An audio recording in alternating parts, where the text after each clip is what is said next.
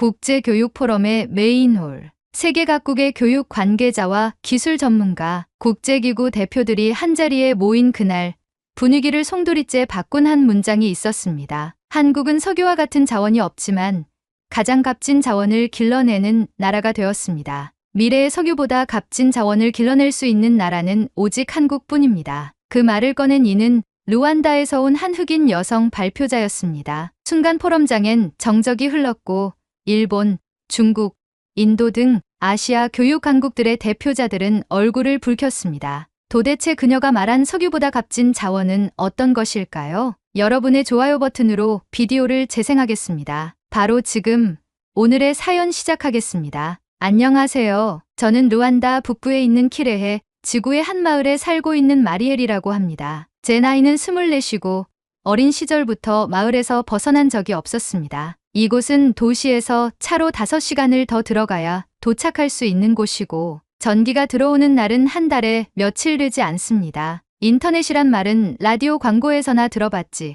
저희 마을에선 그것이 뭔지조차 감이 안 오는 단어였습니다. 이곳에서 태어나고 자라면서 저는 매일 아침 해가 뜨기 전 짐승들이 다니는 오솔길을 따라 시냇가로 가 물을 떠오고 해가 지기 전까지는 나무를 해오고 동생들을 돌보는 일을 반복하며 살았습니다. 학교라는 건 아버지 세대에도 존재하지 않았고 저희 또래 중 학교에 다녀본 아이는 손에 꼽을 정도였습니다. 문자를 읽는 것만으로도 신기한 사람이 되던 마을이었으니까요. 하지만 저는 책을 좋아했습니다. 책이라기보다는 활자가 인쇄된 종이를 좋아했다고 말하는 게 더 정확할 것 같습니다. NGO에서 지원해준 낡은 아동 도서 몇 권이 전부였지만 그 안에 들어있던 세상은 정말 다채로웠습니다. 밤마다 불빛 대신 작은 촛불을 켜고 눈을 비비며 글을 읽다 보면 제가 사는 곳과는 전혀 다른 세상이 펼쳐졌습니다. 특히 어린이를 위한 지구촌 국가 이야기라는 책 속에서 한국이라는 나라를 처음 알게 되었을 때는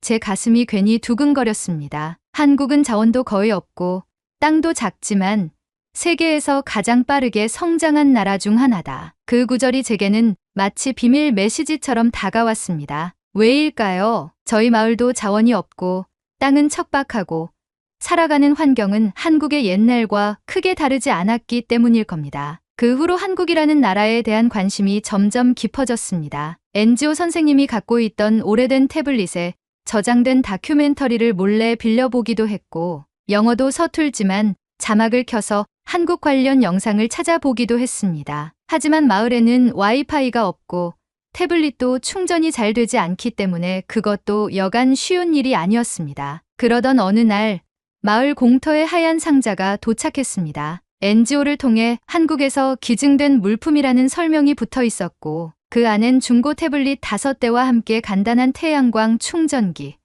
그리고 영어로 번역된 한국 온라인 교육 콘텐츠들이 담겨 있었습니다. 그중 하나가 바로 K무크, 즉 코리아 매시브 오픈 온라인 코스라고 적힌 콘텐츠였어요. 저에게는 그 단어 자체가 너무 낯설고 복잡하게 느껴졌습니다. 하지만 조심스럽게 태블릿을 켜고 첫 번째 강의를 재생해봤을 때 저는 그 자리에서 굳은 채로 한참을 서 있었습니다. 모두를 위한 소프트웨어 교육. 누구나 컴퓨터 없이도 코딩을 배울 수 있습니다. 영어 발음이 조금은 어색한 강사님의 목소리가 또렷이 들려왔습니다. 수업 화면에는 복잡한 기계도 전문적인 장비도 없었습니다. A4 용지와 펜 하나로 기초적인 알고리즘 개념을 설명해주는 화면 속 장면은 저를 완전히 사로잡았습니다. 그날 이후 저는 매일 해질녘에 태블릿을 꺼내 앉았고 촛불 대신 충전한 배터리의 밝기에 의지해 조금씩 강의를 따라하기 시작했습니다. 영어를 다 이해하진 못했지만 자막과 그림이 친절하게 구성돼 있어 어렵지 않게 따라갈 수 있었어요. 무엇보다도 강사님의 말 한마디 한마디가 마치 마리엘, 당신도 할 수 있어요 라고 속삭여주는 듯한 느낌이 들어서 포기할 수가 없었습니다. 며칠 뒤 저는 같은 또래의 친구 셋을 불렀습니다. 모두 저와 비슷한 형편이었고 학교 문턱에도 가본 적이 없는 친구들이었습니다. 나랑 같이 해볼래? 라는 제 말에 의아한 눈빛을 보내더니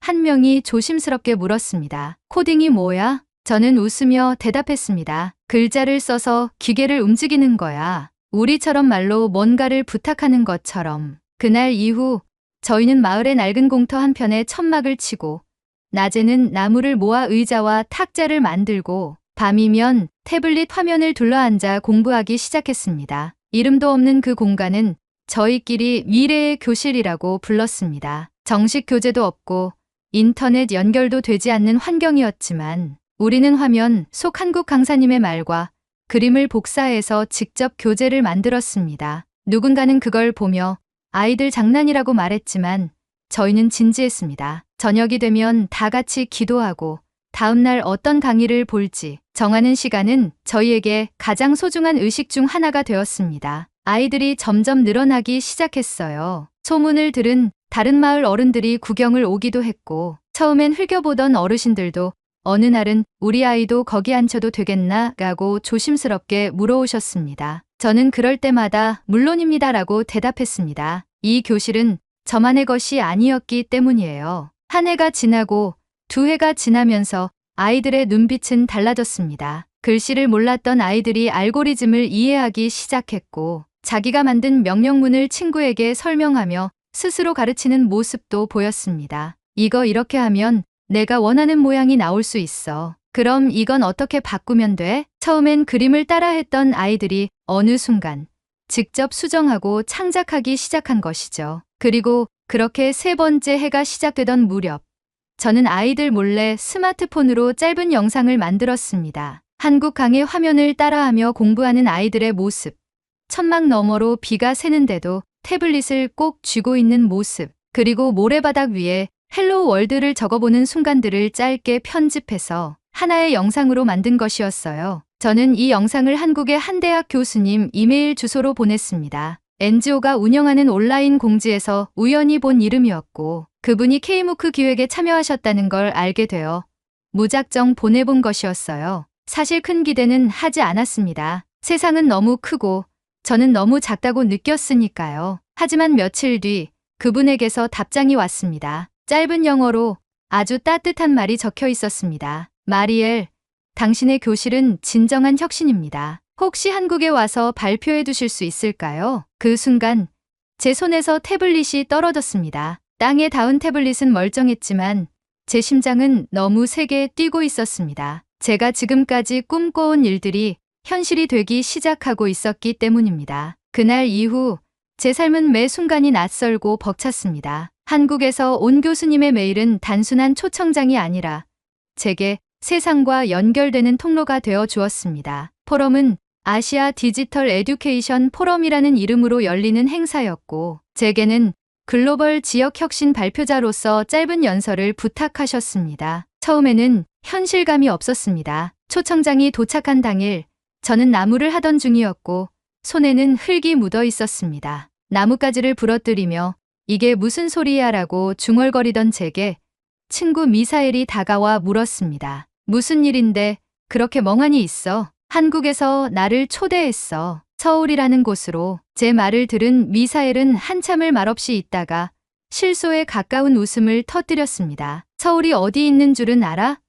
거기까지 가려면 비행기도 타야 하고 여권도 있어야 하고 돈은? 그 말은 곧 제가 맞닥뜨릴 현실이기도 했습니다. 정말이지 아무것도 갖춰진 게 없었습니다. 여권은커녕 제가 사는 지역에는 여권 신청소도 없었고 비자를 받으려면 수도로 나가야 했습니다. 영어로 된 초청장을 프린트할 기계도 없었고 마을에 있는 유일한 컴퓨터는 NGO 사무실에 고장난 채 방치되어 있었습니다. 하지만 그때 NGO 담당자였던 플로렌스 씨가 제게 다가와 말했습니다. 마리엘, 당신의 이야기를 내가 처음 들었을 때 그냥 아름다운 우화인 줄 알았어요. 그런데 당신은 그 우화를 현실로 만들었어요. 이건 가야 해요. 어떻게든. 그녀는 NGO 네트워크를 통해 비자 발급 절차를 도와주겠다고 약속했고 한국 쪽 주최 측에서는 항공료와 숙소를 지원하겠다는 메일을 보내왔습니다. 문제는 여권 발급이었습니다. 저는 미사일과 함께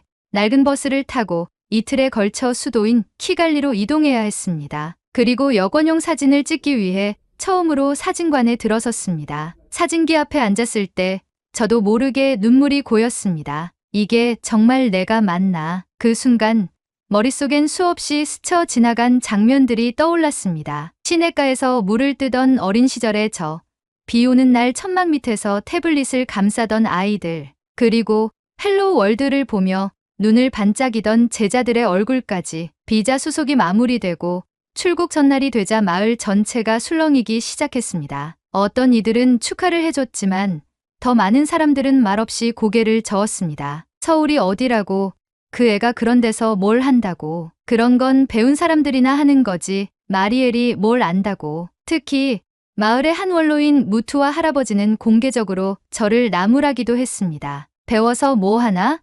거기 가서 창피만 당하고 오는 거다. 여긴 배운다고 나아질 수 있는 곳이 아니다. 할아버지의 말은 제 가슴을 깊이 찔렀습니다. 맞습니다. 저도 알고 있었어요. 여전히 저희 마을은 변한 것이 없고 코딩을 배워도 당장 생계에 도움이 되지 않는다는 것도 알고 있었습니다. 하지만 저는 무엇이든 배울 수 있다면 언젠가는 바꿀 수 있다는 믿음을 놓고 싶지 않았습니다. 그날 밤 저는 공터 교실에 나가 아이들 앞에 섰습니다. 내일 제가 서울이라는 곳에 갑니다. 여러분 덕분이에요. 여러분의 손이 없었다면 저는 이 자리에 없었을 겁니다. 아이들 중 가장 어린 루이즈가 제 손을 꼭 잡으며 말했습니다. 선생님, 우리도 언젠가 서울에 갈 수 있을까요? 저는 웃으며 대답했습니다. 물론이죠. 우리 학교는 사막 위에 있지만 마음은 어디든 갈 수 있어요. 서울행 비행기는 새벽 6시 출발이었습니다. 공항에 도착했을 때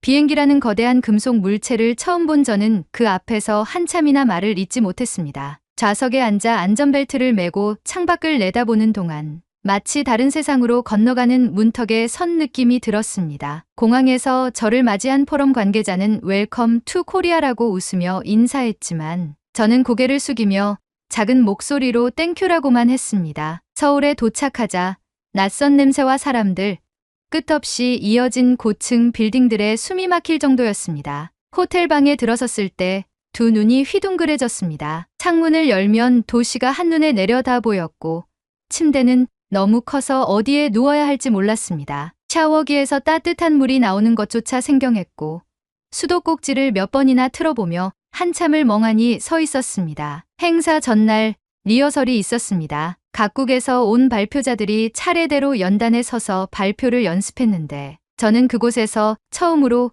교육이라는 이름으로 오는 차가운 시선을 마주했습니다. 한 남성 발표자가 제게 다가와 말했습니다. 루안다에서 오셨다고요? 와, 정말 멋지네요. 그쪽은 아직 와이파이도 없지 않나요? 그 말의 의도는 알 수 없었지만 말투엔 분명한 시혜의 냄새가 배어 있었습니다. 저는 아무 말 없이 미소만 지었지만 속에서는 마치 얼음물이 뚝뚝 떨어지는 것 같았습니다. 나는 여기서 환영받고 있는 걸까? 라는 의문이 고개를 들었습니다. 그날 밤 저는 다시 태블릿을 꺼내 교실 아이들의 사진을 천천히 넘겨보았습니다. 웃고 있는 아이들, 손을 번쩍 들고 발표하던 장면, 그리고 마지막 장엔 우리 선생님, 파이팅이라는 종이 플래카드를 들고 있던 루이즈의 얼굴이 있었습니다. 저는 입술을 깨물었습니다. 그래, 여기까지 왔잖아. 이제는 내가 아이들을 위해 세상을 향해 말할 차례였어요. 행사 당일 아침, 호텔 커튼을 걷자 서울의 도심 풍경이 눈앞에 펼쳐졌습니다. 회색빛 건물들이 바둑판처럼 정리되어 있었고 그 사이를 바쁘게 오가는 차들과 사람들의 모습이 왠지 모르게 위험 있게 느껴졌습니다.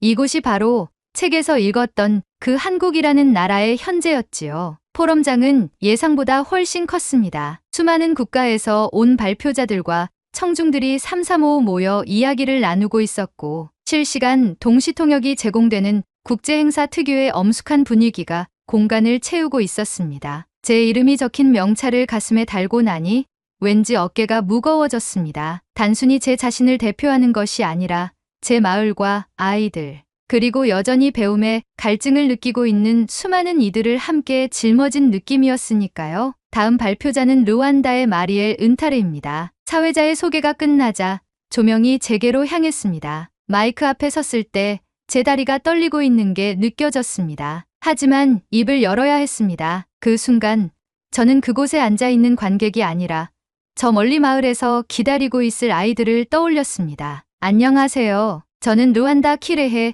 지역의 작은 마을에서 온 마리엘입니다. 목소리는 작았지만 또렷했습니다. 저희 마을은 인터넷도 전기도 안정적으로 들어오지 않는 지역입니다. 하지만 그곳에도 꿈은 존재합니다. 아이들이 미래를 상상하고 배움을 갈망하는 마음은 어디나 같다고 믿습니다. 청중은 조용히 귀를 기울이고 있었습니다. 저는 준비해온 슬라이드를 하나씩 넘겼습니다. 화면에는 흙바닥 위에 앉아 태블릿을 바라보는 아이들의 사진이 펼쳐졌고 천막 안에서 교실을 열고 공부하는 모습이 이어졌습니다. 이것이 저희의 교실입니다. 사막 위의 학교라고 부릅니다. 낡은 태블릿 하나, 종이와 펜 몇 자루가 전부였지만 우리는 배웠습니다. 그리고 서로 가르쳤습니다. 조용했던 청중석에서 몇몇이 손을 모으기 시작했습니다. 저는 숨을 가다듬고 이어 말했습니다. 저희가 처음 접한 교육 콘텐츠는 한국에서 만든 코딩 강의였습니다. 태블릿 안에 담긴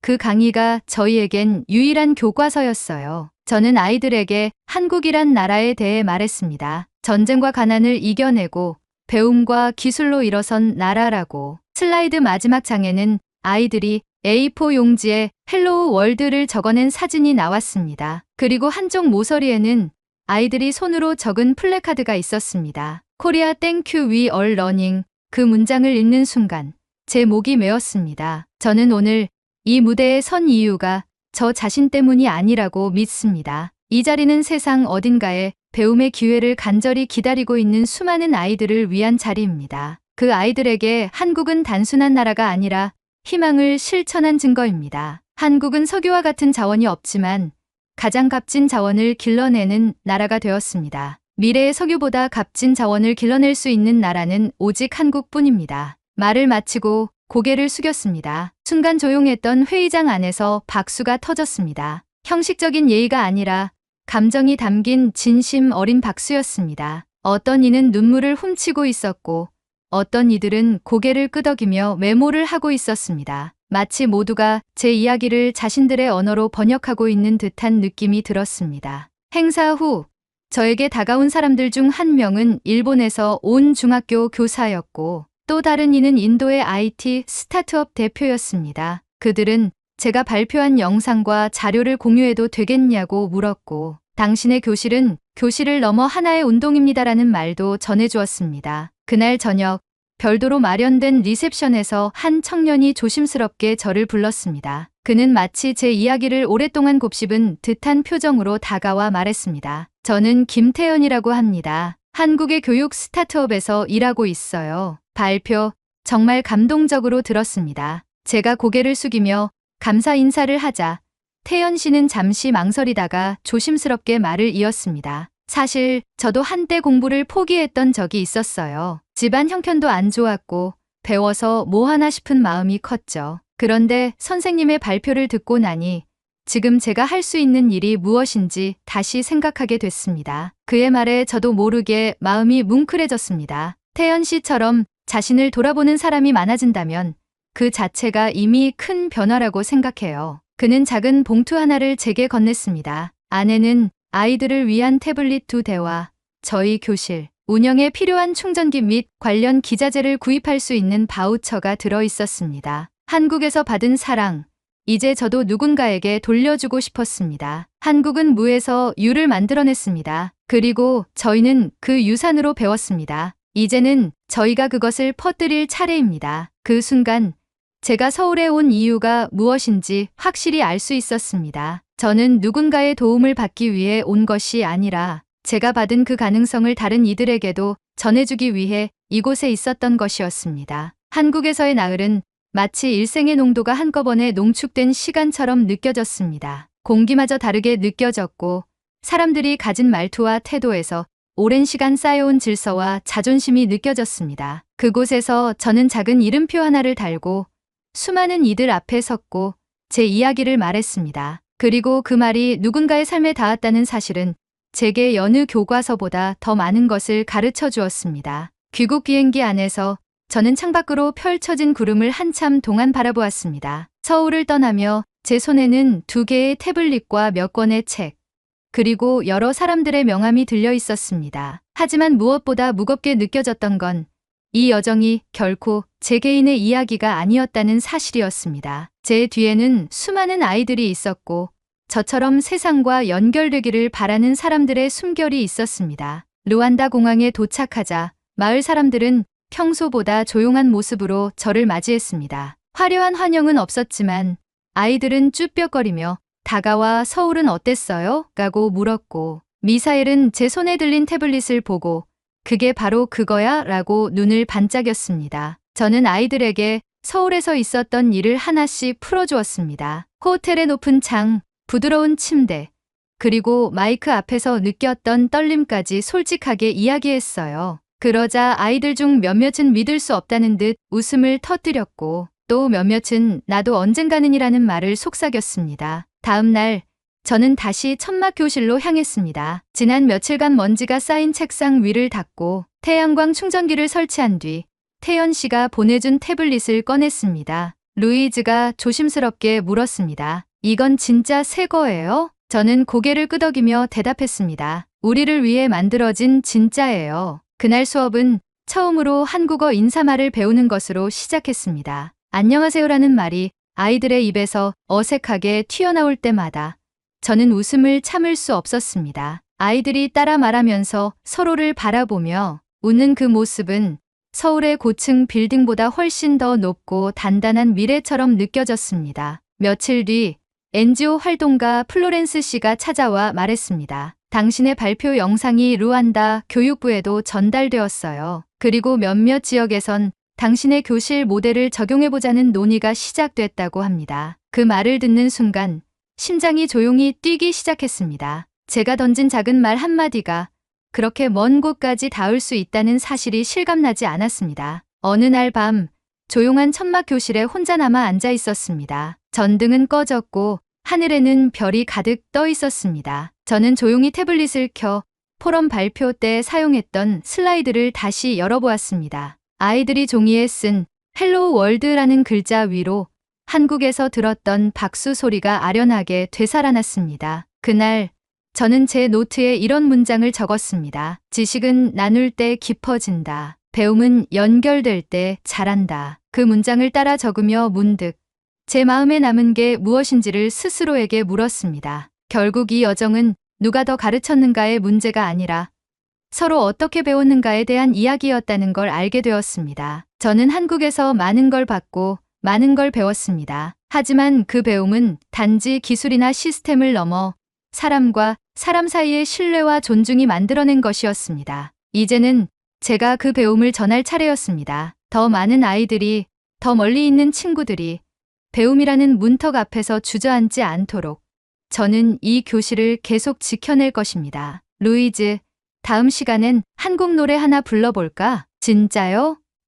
응, 이번엔 우리가 고마움을 노래할 차례니까. 루이즈가 웃으며 대답했습니다. 그럼 감사합니다부터 배워야겠네요. 밤하늘은 조용했고 바람은 부드럽게 불었습니다. 천막 너머로 스며드는 달빛 아래 우리 교실은 그 어느 때보다 밝게 빛나고 있었습니다. 그날 저는 다시 확신할 수 있었습니다. 이곳이 비록 사막일지라도 배움의 씨앗은 반드시 꽃을 피울 수 있다는 것을요. 그리고 한국이라는 나라는 그 씨앗을 제 손에 건네준 첫 번째 손길이었다는 것을요. 오늘의 사연은 여기까지입니다. 오늘 사연에 대한 여러분의 생각을 댓글로 남겨 감동 비디오의 마지막을 장식해주세요. 그리고 오늘의 비디오가 공감이 되신다면 구독, 좋아요 한 번씩 부탁드리겠습니다. 여러분의 댓글 하나하나가 영상을 제작하는데 큰 힘이 됩니다. 다음엔 더 흥미로운 사연으로 여러분을 찾아뵙겠습니다. 시청해주셔서 감사합니다. 아니, 이렇게까지 한다고요? 한국을 취재 중인 영국인 남성이 놀라움을 금치 못하고 있습니다. 놀라움의 연속을 보여주고 있는 곳은 다름 아닌 한국의 한 학교인데요. 그 모습을 바라보는 오늘의 주인공은 뭔가 모를 뭉클함을 느끼고 있습니다. 도대체 남성은 한국에서 어떤 것에 놀라움을 경험한 것일까요? 바로 지금 사연을 들어보겠습니다. 오늘의 사연 시작합니다. 안녕하세요. 저는 현재 한국의 서울 당산에 살고 있는 샬럿 에드우드라고 합니다. 제게 대학 시절의 강렬한 추억이 저를 한국행으로 이끌게 되었어요. 오늘은 그 이야기를 여러분께 전달드리려고 이렇게 사연을 씁니다. 저는 영국의 더럼 카운티에 소재하고 있는 더럼 대학교에서 교육인류학을 전공했습니다. 매년 수많은 유학생들이 교육학 석사의 과정을 밟기 위해 오는 이 대학은 전 세계로 뻗어가려는 미래의 교육자들을 배출하는 상류급 대학교이죠. 저는 어릴 적부터 교육 철학자로 한 평생을 살아오신 아버지의 영향으로 인해 교육에 대해 눈을 뜨게 되었습니다. 처음에는 저도 교육자로서의 인생 진로를 설정한 것은 아니었어요. 저는 특히 외교 쪽으로 마음이 많이 기울었었습니다. 나라를 돌아다니며 외교관으로 활동을 하며 전 세계의 다양한 문화와 다양한 인식에서 불러오는 차이점과 가치관들을 하나로 연결하며 지구에서 살고 있는 모든 사람들이 어우러지며 살기 좋은 세상이 되는 것에 흥미를 느꼈어요.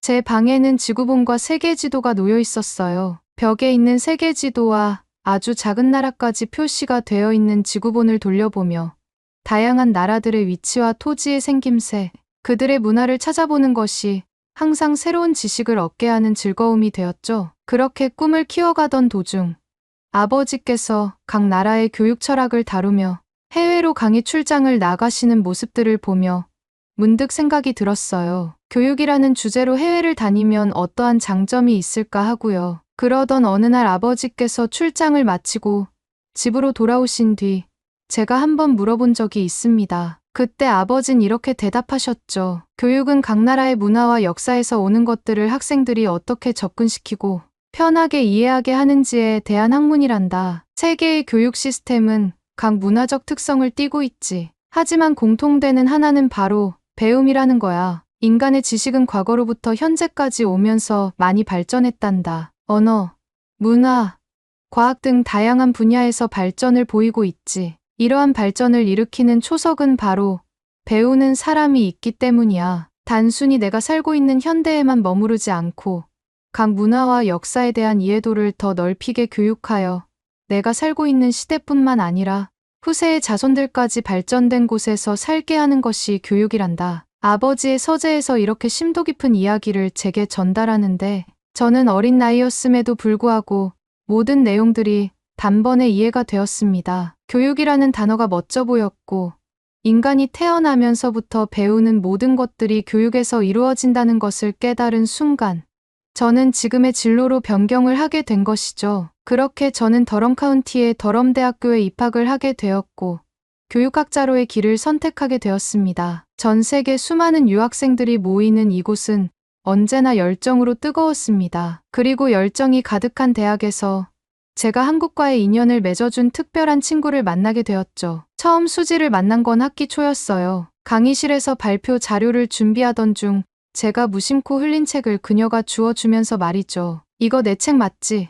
부드럽게 웃으며 건네던 그녀의 모습은 첫인상부터 따뜻했어요. 뭔가 고귀한 성품을 가진 동양인의 모습을 보였던 수지는 저와 비슷한 결을 가지고 있다는 생각이 들었습니다. 우리는 짧은 대화를 나누었고 이후 여러 과제를 함께하며 자연스럽게 친구가 되었습니다. 그녀는 늘 조용하지만 자기 의견을 분명히 말할 줄 아는 사람이었고 그런 점이 저를 끌어당겼습니다. 그러던 어느 날 강의를 마치고 강의실을 벗어나며 점심 식사에 대한 이야기를 수지화할 때였어요. 저는 평소처럼 근처 카페에서 간단히 브런치를 사 먹을 생각이었죠. 그러나 수지는 손에 들고 있던 가방을 제게 들어보이며 자신은 라운지에서 식사를 할 거라고 하더군요. 저는 그게 뭐냐고 물어보았고 수지는 도시락이라고 했습니다. 저는 수지에게 같이 점심을 먹자고 제안하며 제가 먹을 음식을 근처에서 테이크아웃해 오겠다고 했어요. 수지는 알겠다고 말하며 라운지에서 기다리겠다고 했죠. 저는 밖으로 나가 제가 평소에 자주 먹던 샌드위치 가게에 가서 샌드위치와 음료를 구매하고 라운지로 달려갔어요. 그런데 수지는 라운지에 테이블을 잡아둔 상태에서 테이블 위에 도시락 가방을 개봉도 안 한 채 저를 기다리고 있었죠. 저는 왜 먼저 먹고 있지 않았어? 라고 물었고 수지는 너랑 같이 점심을 먹기로 했는데 내가 올 때까지 기다려야지 라고 했습니다. 저는 수지의 배려심에 놀랐고 그녀가 매력적으로 보였어요. 저는 얼른 먹자고 말하며 수지 옆에 앉았습니다. 수지는 가방에서 단정하게 포장된 도시락을 꺼내더니 뚜껑을 열었습니다. 그런데 저는 도시락을 본 순간 놀라움을 금치 못했어요. 눈앞에 펼쳐진 음식들은 마치 예술작품 같았거든요. 김이 모락모락 나는 밥과 곱게 볶아진 제육볶음.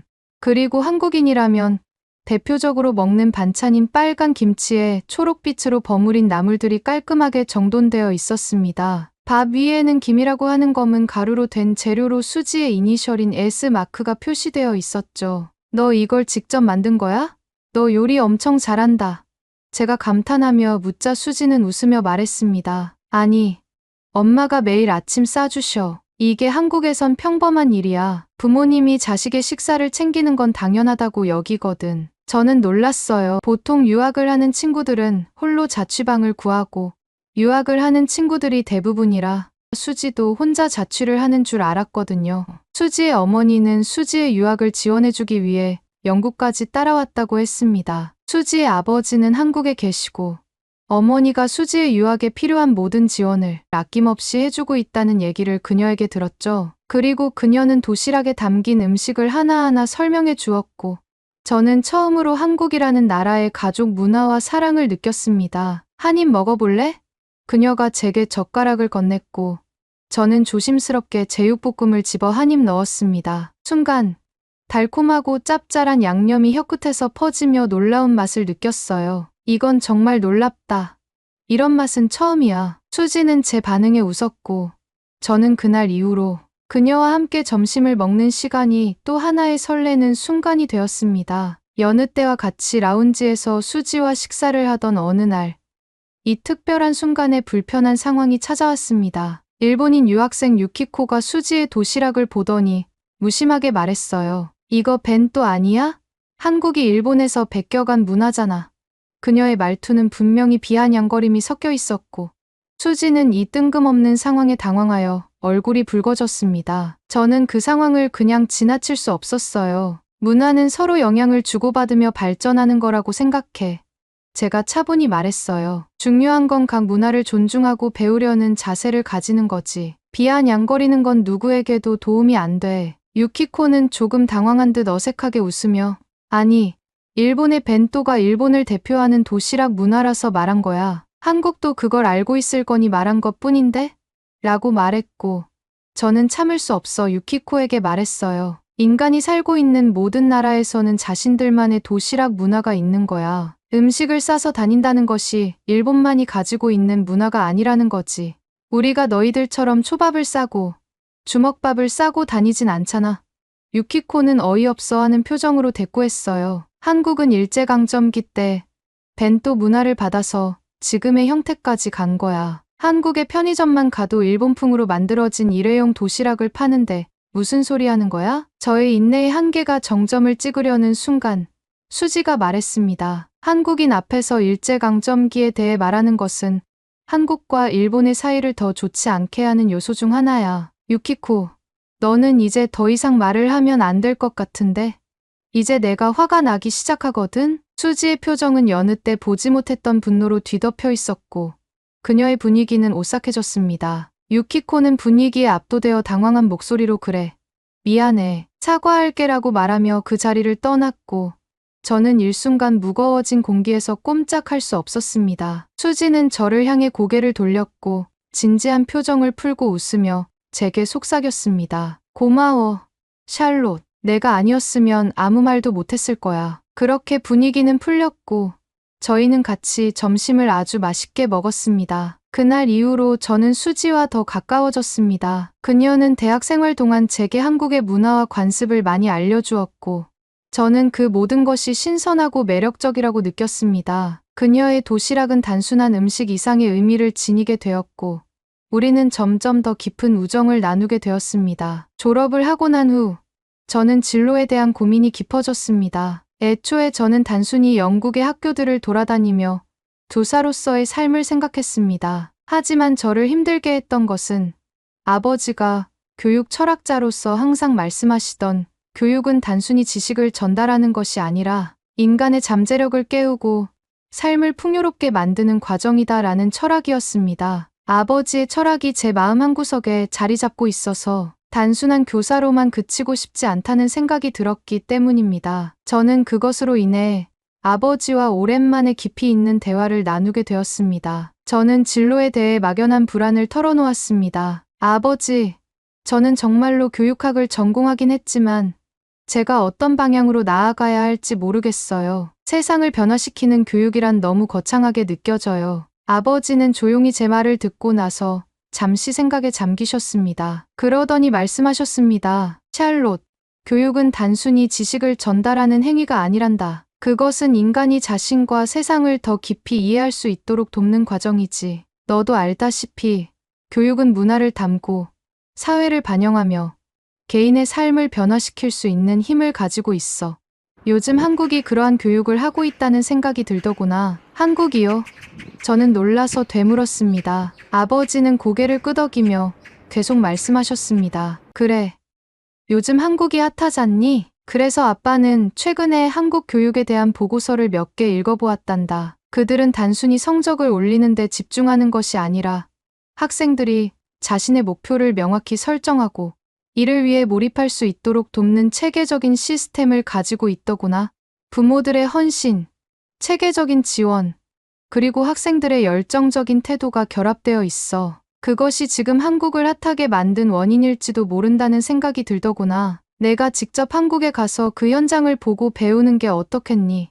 너의 고민도 거기서 풀릴지도 몰라. 그 말은 제 가슴 깊숙이 파고들었습니다. 아버지의 말에는 진지함과 깊이가 담겨 있었고 그동안 제가 추구하던 길과 맞닿아 있음을 느꼈습니다. 아버지, 혹시 그런 기회가 있을까요? 아버지는 미소를 지으며 말씀하셨습니다. 기회란 내가 만드는 거란다.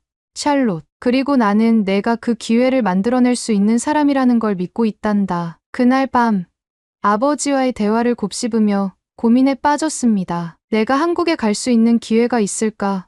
라는 생각이 자꾸 들었죠. 한국이라는 나라는 제게 낯선 동양의 나라였고 한국의 케이팝이 유명한 정도까지만 알고 있던 터라 그 밖에 큰 관심이 없다는 생각이 들었습니다. 그러던 그 순간 문득 대학 시절 함께한 수지가 딱 떠올랐습니다. 대학 시절을 함께하며 나눴던 대화와 추억이 어렴풋이 머리를 스쳤죠. 그래서 저는 용기를 내어 그녀에게 연락을 했습니다. 수지야, 정말 오랜만이다. 잘 지내? 전화기 너머로 들려오는 반가운 목소리는 몇 년의 공백을 무색하게 했습니다. 우리는 안부를 묻는 것에서 시작해 자연스럽게 대학 시절의 추억으로 대화를 이어갔습니다. 그녀의 도시락, 제육볶음, 유키코와의 작은 갈등까지 모든 것이 생생하게 떠올랐죠. 그러다 문득 저는 그녀에게 물었습니다. 수지야, 혹시 지금은 뭐 하고 있어? 수지는 한국에서 시간제 교사로 일하며 생활하고 있다고 했습니다. 그리고 웃으며 물었죠. 샬롯, 혹시 너 한국에서 일해볼 생각 있어? 요즘 우리 학교에서 원어민 강사를 찾고 있는데 유학을 갔다 온 내게 주변 동료 선생님들이 많이 물어보더라고. 일에 치여 살다 보니 딱히 누가 떠오르진 않았는데 너라면 정말 잘할 것 같다는 생각이 딱 들었어.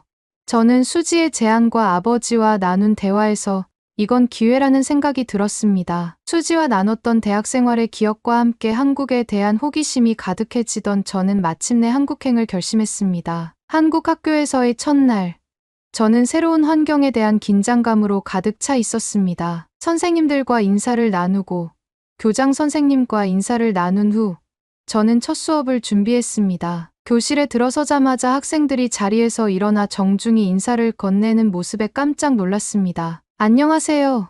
그들의 또렷한 발음과 예의 바른 태도는 제가 상상했던 것 이상이었어요. 수업을 진행하며 저는 또 한 번 놀랐습니다. 학생들은 높은 수준의 영어 단어를 정확히 구사하며 질문과 답변을 이어갔습니다. 그들의 배우려는 열정과 태도는 정말 인상적이었죠. 한 학생은 영어 단어의 뉘앙스 차이에 대해 질문하며 저를 생각에 잠기게 할 정도였습니다. 그들의 호기심과 노력은 제가 가르치는 입장에서 많은 것을 배우게 했습니다. 그러나 제가 가장 놀랐던 것은 바로 학교 급식 시스템이었습니다. 한국의 급식은 정말 놀라웠습니다. 신선한 재료로 만들어진 음식들은 마치 수지가 싸우던 도시락의 확장판인 것 같았고 모든 식단이 균형 잡혀 있었습니다. 따뜻한 국물 요리를 시작으로 제철 채소로 만든 반찬, 그리고 고기 요리까지 완벽하게 조화를 이루고 있었어요. 학생들은 즐겁게 식사를 하며 서로 이야기를 나눴고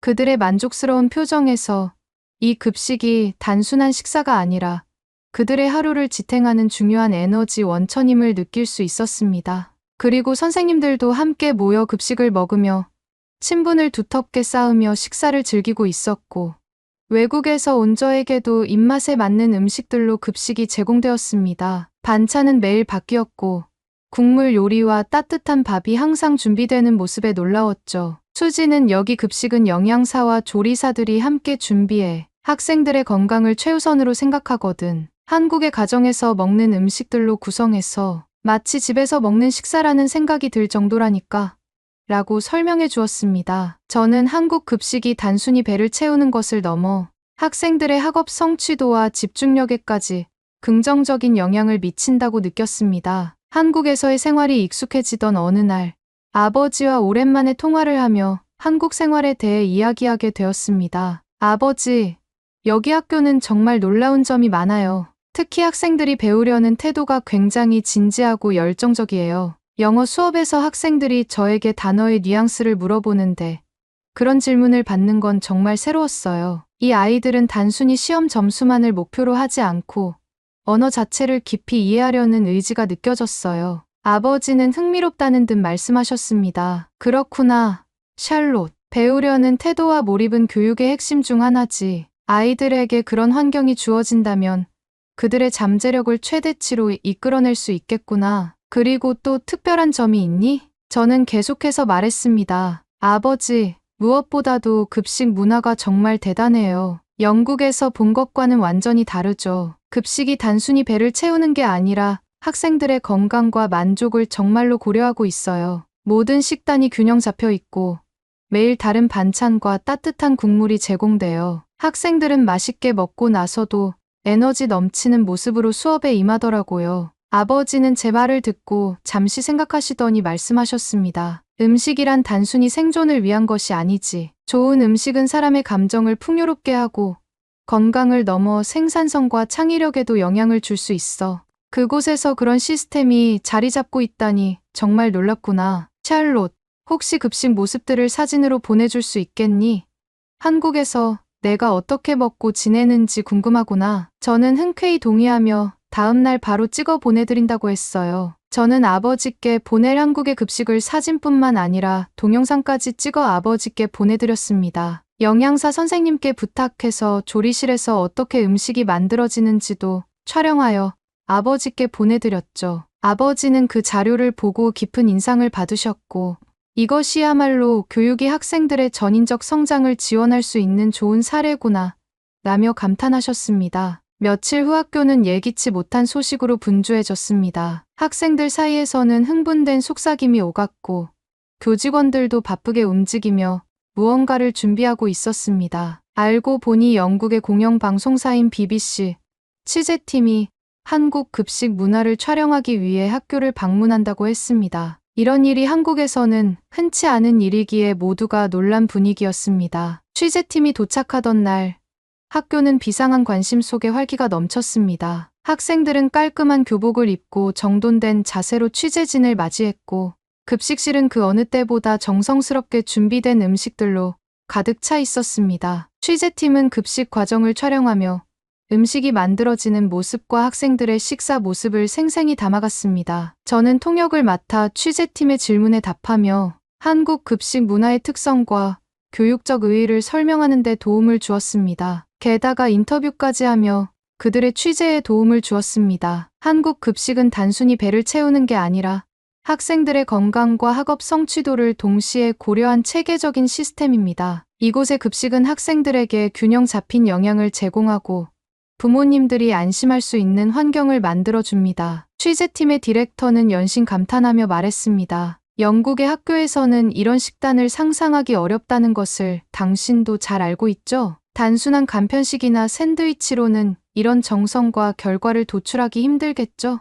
같은 영국인으로서 공감하는 내용을 서로 공유하며 그들의 취재를 도왔습니다. 그들의 반응은 제가 몸담고 있는 한국의 교육 문화를 더욱 자랑스럽게 느끼게 했습니다. 촬영을 마친 뒤 교장 선생님은 학생들과 교직원을 모아 감사 인사를 전했습니다. 이런 국제적인 취재가 우리 학교에서 이루어진 것은 정말로 뜻깊은 일입니다. 모두의 노력 덕분에 한국 교육의 한 면을 잘 보여줄 수 있었습니다. 취재팀도 통역을 통해 한국의 선진 교육 문화가 고스란히 담길 수 있었던 좋은 환경에서 취재를 허락해 주셔서 감사합니다. 많은 도움이 되었습니다. 진심으로 감사합니다. 라고 전했습니다. 그 순간 저도 이 학교의 일부가 된 것이 뿌듯하게 느껴졌습니다. 그 후 한국에서의 학교 생활을 하던 도중 아버지에게 문자가 왔습니다. 샬롯, 오랜만에 영국인들을 보니 어땠니?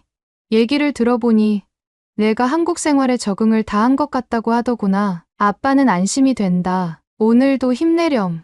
알고 보니 아버지의 지인이 BBC와 연이 있었고 한국 급식 문화에 대한 이야기를 전했다고 했습니다. BBC 팀은 한국 급식을 보고 깊은 인상을 받았다고 말했고 이를 통해 교육의 새로운 가능성을 탐구하기 시작하는 방송을 만들 수 있다는 말을 했다고 했습니다. 아버지는 좋은 음식은 아이들에게 긍정적인 에너지를 주고 이는 학업 성취로 이어질 수 있어 라고 말씀하셨습니다. 그의 통찰력에 저는 다시 한번 감탄했습니다. 학기가 끝나갈 무렵 수지는 저를 그녀의 집으로 초대했습니다. 자신이 부탁한 원어민 교사를 잘해주어서 고맙고 자신도 의지할 친구가 같은 학교에서 교사를 하고 있다는 점에 감사하며 저를 초대한 것이죠. 수지의 초대로 수지의 집 안으로 들어서자 따뜻한 분위기와 정겨운 한식 음식 냄새가 저를 반겼습니다. 수지의 부모님께 정중히 인사를 드리고 식탁에 앉았을 때 저는 깜짝 놀라운 상황을 발견하게 되었습니다. 대학 시절 그녀가 싸운 도시락에서 맛보았던 제육볶음이 눈앞에 놓여 있었기 때문이었죠. 붉게 윤이 나는 양념과 잘 익은 고기의 모습이 순간적으로 과거로 저를 데려갔습니다. 샬롯, 이거 기억나? 수지가 웃으며 물었고 저는 미소로 답하며 말했습니다. 내가 처음 한식을 맛보았던 추억의 음식이잖아. 알고 봤더니 수지는 자신의 어머니에게 제육볶음을 해달라고 부탁했던 것이었습니다. 저는 대학 시절 추억을 회상하며 제육볶음 한 입을 먹었습니다. 그 맛은 단순히 맛있음을 넘어섰습니다. 달콤하고 짭짤한 양념이 혀끝에서 퍼지는 순간 대학 시절 강의실에서의 추억과 그녀의 도시락이 떠올랐습니다. 따스한 햇살, 서로의 문화에 대해 나누던 대화, 그리고 유키코와의 작은 갈등까지 모든 장면이 눈앞에 그려지는 듯했죠. 그 맛은 단순한 음식이 아니라 그 시절의 감정과 기억을 소환하는 열쇠 같았습니다. 수지야, 그때 내 도시락 덕분에 내가 한국 음식에 얼마나 빠졌는지 몰라. 이 제육볶음은 정말 특별해.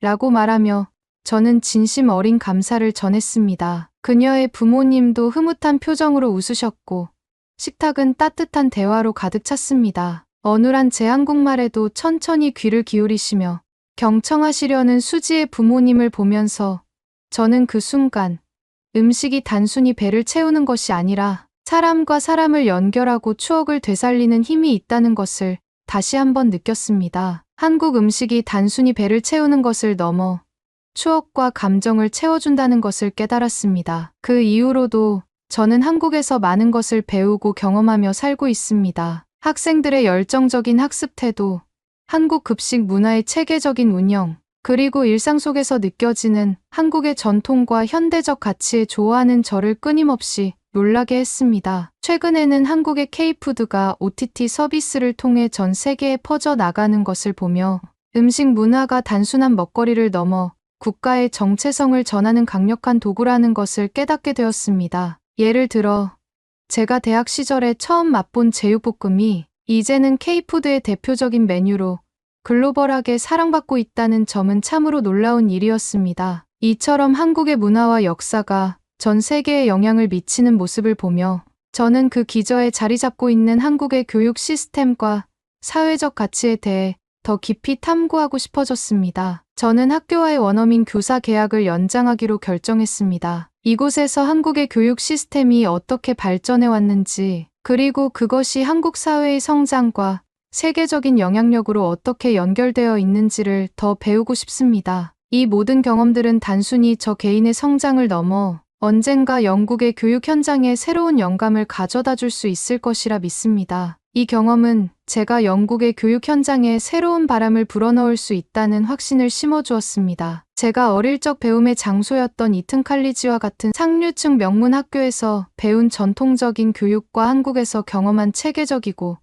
전인적인 교육의 조화를 통해 영국의 학교 학생들의 전인적 성장을 더 효과적으로 지원할 수 있다는 확신이 생겼습니다. 저는 한국에서의 경험을 바탕으로 영국 교육에서 학생들이 행복하고 긍정적인 배움의 태도를 지닐 수 있도록 기여하고 싶습니다. 특히 한국에서 발견한 급식 문화의 세심한 배려와 학생들의 열정적인 학습 태도는 영국의 교육 시스템에서도 충분히 도입할 만한 가치가 있다고 느낍니다. 앞으로 저는 이러한 깨달음을 바탕으로 영국 교육의 새로운 가능성을 탐구하고 실현해 나갈 것입니다. 오늘의 사연은 여기까지입니다. 최근 독감과 코로나가 다시 유행하고 있다고 합니다. 코로나 변형체가 추위에 적응을 했다는 학설도 제기된 만큼 조심해야 할 것 같습니다. 그리고 외부와 내부 공기의 온도차가 달라서 독감에 걸리기 쉬운 목 상태가 유지된다고 해요. 목 건강이 독감과 코로나의 가장 좋은 예방법이라고 합니다. 마스크는 필수로 착용하시는 것을 권장드리며 목을 마르게 하는 차나 커피는 되도록 멀리하고 미온수 섭취로 목을 항상 촉촉하게 유지해주는 것이 좋다고 해요. 여러분이 아프지 않고 항상 건강하길 진심으로 바랍니다. 그리고 오늘의 이야기가 마음에 드셨다면 구독, 좋아요 부탁드리겠습니다. 다음엔 더 좋은 사연으로 여러분을 찾아뵙겠습니다. 시청해 주셔서 감사합니다.